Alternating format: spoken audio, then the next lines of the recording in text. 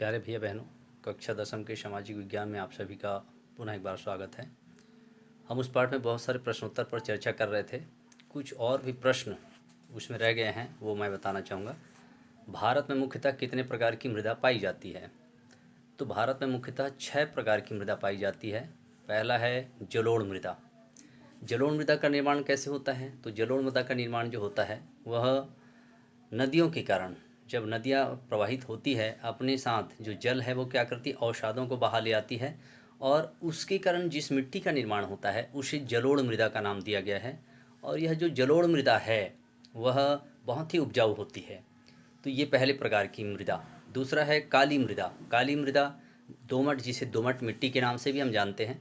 और भैया बहनों, ये जो काली मृदा होती है वह पानी को अपने में अवशोषित करने की, नमी धारण करने की क्षमता बहुत अधिक होती है, और इसके कारण इसमें कपास और गेहूं की पैदावार बहुत अधिक होती है, इसलिए इसको कपास की काली मिट्टी भी कहा जाता है।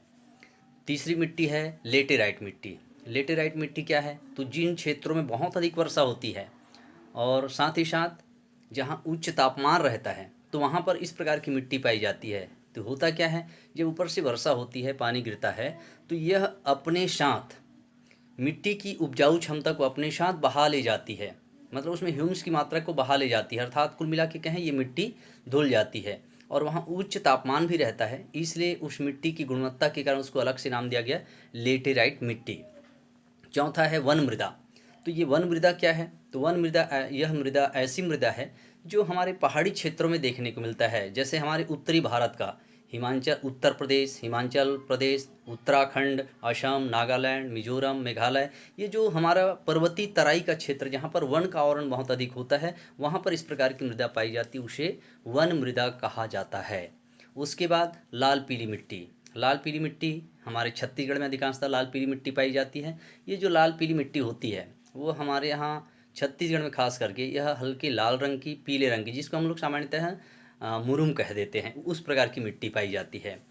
छठवां प्रकार होता है शुष्क मृदा। शुष्क मृदा क्या? तो शुष्क मृदा हमारे भारत के राजस्थान में, जहाँ पर थार का मरुस्थल, हम पहले भी पढ़े हैं, आप भी पढ़े होंगे, तो ये थार का जो मरुस्थल है वहाँ पर रेत ही रेत पाई जाती है, जिसे हम शुष्क मृदा के नाम से जानते हैं। तो वहाँ पानी भी बहुत कम मात्रा में, बहुत कम, साल भर में औसत वर्षा का स्तर भी बहुत कम है और तापमान भी बहुत ज़्यादा होता है, इसलिए वहाँ पर जो रेत, वहाँ अधिकांशतः रेत ही रेत पाई जाती है, और इसलिए उसे शुष्क मृदा कहा जाता है, या उसी को हम बालू भी कहते हैं, या मरुभूमि के नाम से हम उसको जानते हैं। तो इस प्रकार से 6 प्रकार की मृदा हमारे भारत में पाई जाती है। दूसरा प्रश्न देखिएगा, भारत में मृदा किन किन राज्यों में पाई जाती है? वन मृदा वाले प्रदेशों का भौगोलिक बनावट कैसी है, ये आपको पूछा गया है।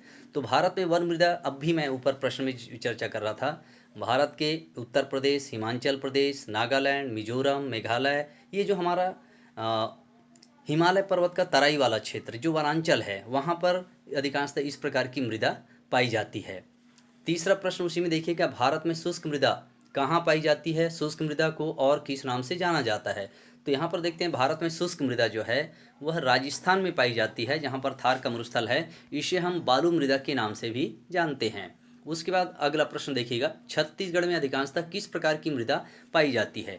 तो छत्तीसगढ़ में अधिकांशतः हमारे यहाँ लाल पीली मृदा पाई जाती है। फिर पांचवा प्रश्न, सबसे कम क्षेत्रफल पर कौन सी मृदा का विस्तार है? तो हमारे भारत में भैया बहनों सबसे कम क्षेत्र में शुष्क मृदा का विस्तार है। तो ये महत्वपूर्ण प्रश्न है।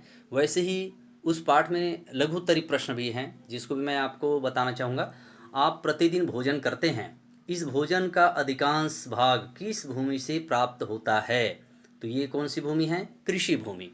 दूसरा प्रश्न है, मृदा की कौन सी परत कृषि के लिए सबसे महत्वपूर्ण है? कौन सी परत कृषि के लिए कह रहा है? तो कृषि के लिए ओ और ए, ये परत सबसे महत्वपूर्ण माना गया है, क्योंकि यह जमीन की सबसे ऊपरी परत है, जिसमें उर्वरक शक्ति भी अधिक होती है, ह्यूमस की मात्रा अधिक पाई जाती है। फिर अपर्दन एवं कीटनाशक के प्रयोग से सबसे पहले किस परत को नुकसान होता है? तो इससे हम देखते हैं जैविक परत को सबसे अधिक नुकसान होता है। क्यों होता है? क्योंकि भूमि की ऊपरी परत, जहाँ पर हम कीटनाशक दवाइयों का, जैविक खादों का, रासायनिक उर्वरकों का जितना भी प्रयोग करते हैं वह जैविक परत पर ही करते हैं, यह सबसे ऊपरी परत है और सबसे ज़्यादा प्रभावित जैविक परत ही होता है। फिर किस प्रकार की भूमि पर उद्योग लगाना ठीक है? तो प्यारे भैया बहनों, ये बंजर भूमि पर उद्योग लगाना ठीक है। क्यों? क्योंकि हम वन भूमि में उद्योग लगाते हैं तो वनों को काटना पड़ेगा, कृषि भूमि में लगाते हैं तो कृषि भूमि में कमी आने लगेगी, उपवन भूमि में लगाते हैं तो उपवन को काटना पड़ेगा। मगर बंजर भूमि जहाँ पर कृषि कार्य नहीं होता है, पेड़ पौधे भी नहीं उग रहे हैं, तो ऐसे बंजर भूमि में हम उद्योग धंधे लगा सकते हैं। इससे ज़्यादा प्रभावित नहीं होगा और हम उस खाली ज़मीन का उपयोग कर सकते हैं। फिर भूमि का प्रबंधन करना, बोलता है आवश्यक है, आवश्यक नहीं है, या फिर कहता है कभी कभी आवश्यक है, या इसमें से कोई नहीं। तो प्यारे भैया बहनों, भूमि का प्रबंधन करना आवश्यक है, क्योंकि भूमि को जब हम प्रबंधन करेंगे, व्यवस्थित ढंग से उसका उपयोग करेंगे, तो उसका सही उपयोग किया जा सकता है। वैसे ही हमारे छत्तीसगढ़ में कितने प्रतिशत भूभाग में वनों का आवरण है? तो भैया बहनों, हमारे छत्तीसगढ़ में 41.45% जो भूभाग है वह वनों से ढका हुआ है, वनों का आवरण है। तो इस तरीके से इस पाठ में बहुत सारे प्रश्न आए हुए हैं। मैंने उस प्रश्नों को कल भी बताया था, आज भी बताने का प्रयास किया है। अगर आपको किसी भी प्रकार से और डाउट होता है या लगता है तो आप ज़रूर मेरे को किसी न किसी माध्यम से आप प्रश्न भेज सकते हैं, प्रश्न कर सकते हैं, और उन प्रश्नों को और भी हम बताने का, समझाने का प्रयास करेंगे। आज के लिए इतना ही। धन्यवाद।